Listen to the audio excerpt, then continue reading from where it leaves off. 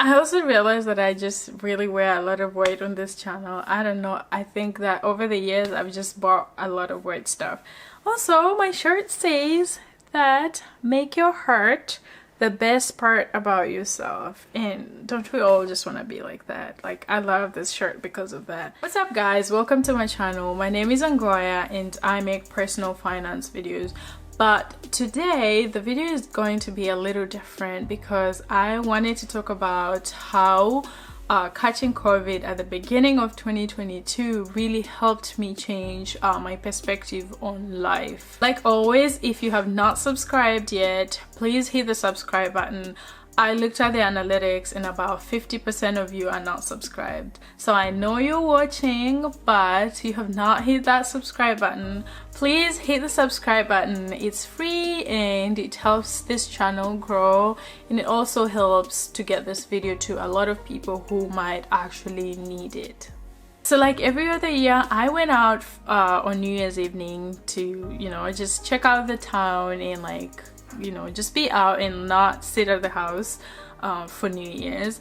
And as soon as midnight hit and we were in 2022, I was just engulfed with fear.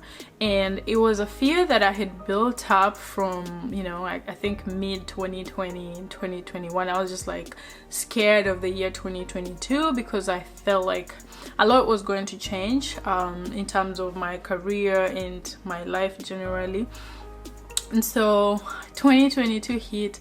I was scared. I was like happy and like kind of dancing, and then 5 minutes into it I'll be like, oh my gosh, it's 2022. And I just remember telling the people I was with that I'm so scared about 2022, and they're like, no, you'll be fine, things will fall into place, you'll be alright. And so I spent all of New Year's, I think most of it, really sleeping. Not because I was sleepy, but because I was like worried about everything, and I was just so scared on how the year was going to turn out.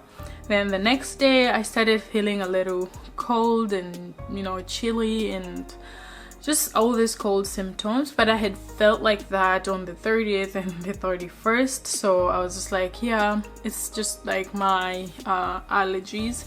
And then on the 3rd it just got worse. I started feeling a fever, and by the 4th it was like full-blown sickness. Then I took a test and it came out positive, and so I was like, okay, I have COVID, it's gonna be gone in a couple of days. I just have to sit at home, quarantine, not go into the office, and I'll be fine. But about like a week later I was like sick, like I couldn't sit on the chair, I couldn't work. I was beginning to have breathing difficulties. I had like pain in my back and my lungs, and I was just like confused as to what was happening. And then the more like the days went on, the more sick I got. Like my cough was bad, I was tired, I could barely really stay on the phone to talk. I was just like really sick. And every single night I was so scared to fall asleep, because when the breathing issues started happening, I started feeling like, oh my gosh, what if I go to sleep and then forget to breathe, and just like that, I don't know, like I just die, and then that's the end of my story. I'm in a totally different country.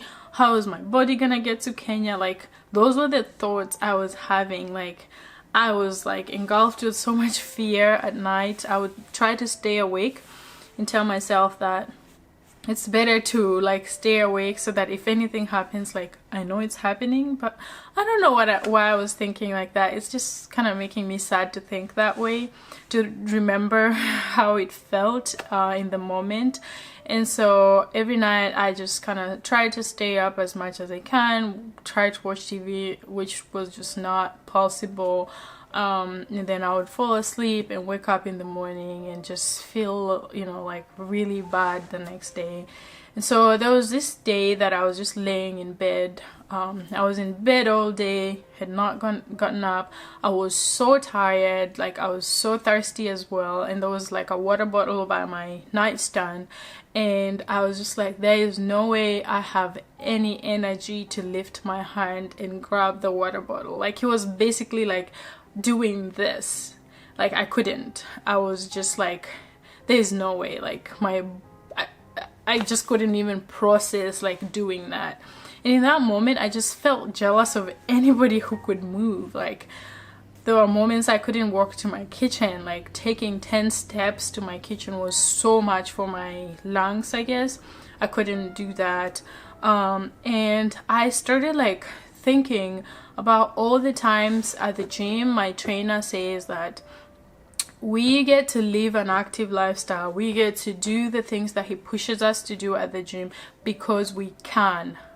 And that kept ringing in my head and it made me sad. Like I even remember crying about that because it just made me sad to think that there are a lot of people in life and in the world that would love to just have the opportunity to just walk or go, you know, work out or eat, like feed themselves. Like in that moment I was just thinking about all the opportunities that I had, because I think, you know, was just thinking that it's going down. So it's like all the opportunities I had to like do things, like the dreams that I felt like I had and I was postponing on, or like feeling like I had been in an industry that, you know, I liked in the beginning, but like about 2 years ago I was just like, I need to get out, but I still like was in it. And so I started regretting things like that and feeling like if I get out of this position, if I get out of that sickness, I have to do something about all those things, just because it was just a reminder that life is short and that there's no need to be, you know, like living with so much fear to a point where you can't even make the next step. You can't follow your own personal goals. You can't do much because you're just worried of the outcome, you know. I don't know if you understand me. So I just remember one time I was just like kind of praying to God, and I was like, God, if you get me out of this thing, like this sickness, I am going to do the things that I have wanted to do. And I just kept postponing or feeling worried about them or feeling like people are going to judge me. And one of those things was actually this YouTube channel. Like I remember posting my first video, I just checked, on the 19th of August 2019. And of course it was private. Nobody has ever seen it other than me. And I just remember posting and feeling like I can't wait for the day that I'll be courageous enough to actually even share just a link of that video to anyone. And when I was going through COVID, I was like, you know what, I'm going to do my YouTube channel, and I'm going to change my career, or at least get into a whole different field, so that I have time for friends and family and all that type of stuff. So one of the things that I remember reflecting on and thinking that all that fear that was putting me down on the first and basically the second of the New Year's, all that fear and sadness that I felt during like 2 minutes into the year, like when everybody was jumping up and down and fireworks were going on, like I was just like happy but kind of sad internally. And I was just like, all that doesn't even matter right now. Like all that matters right now is that I feel better and I get to live somewhat like, you know, like a normal life afterwards. And then you know, my breathing issues kind of got worse, and then I had to reach out to my doctor, and he scheduled an online visit, which I did. And when like 5 minutes after it, he was like, I hate to tell you this, but I'm worried about you. I'm worried about your lungs. I'm worried about your chest and your heart and everything. I'm going to send you to the ER. And it was, I remember it was like 1:22 p.m. He said, you have to be at the ER by 2 p.m. today. I want them to be able to help you today. I need to see like scans of your chest and everything. And if you go later than 2 p.m. today, they won't be able to probably attend to you because it's going to be a long line, and I need to have you checked out today. And that kind of put me into like a state of denial. I was like, no, I'm not that sick. I don't need to go to the ER. Like, I'm not that sick. Because that day I was kind of feeling much better. So I was like, I'm not that sick, and it's going to cost me so much money to go to the ER. But I was encouraged to go, and I went, and just like seeing how sick people were at the hospital just reminded me that, you know, health is extremely important. Like, I was just seeing like sick people and like people, they would breathe, and I'm just like, I am so much better. Like, I am in a much better position. So after about maybe 6 hours of just different tests, because they were like, we need to make sure there's no like pulmonary embolism. Sorry, I'm an accountant. There is no like your lungs are not going to fail because they sound weird, so we need to make sure that we have different scans. They had to do like, I forget what it's called, the chest or my heart and all, but like the tests that they had to run, I was just like, oh my gosh, is it that bad? And so when eventually I was told that I needed to, you know, they just were going to prescribe different medications for different things that should help boost my health, and there was nothing that was going on with my lungs, and there was nothing that was going on with my heart. Like, I was so relieved. And when I eventually got over the whole COVID situation, I was like, I'm going to live my life, and I'm going to do the things that I have been like so scared to do. One of it was eventually opening this YouTube channel. So I started like doing research on what I need to buy and the investments that I need to make, which were a lot, and how to start creating content. Immediately went and like fixed my resume, and I started looking at the type of jobs that I wanted, because I had made a decision about 3 things: that I was not going to be fearful, and that meant going forward with everything that I wanted to do.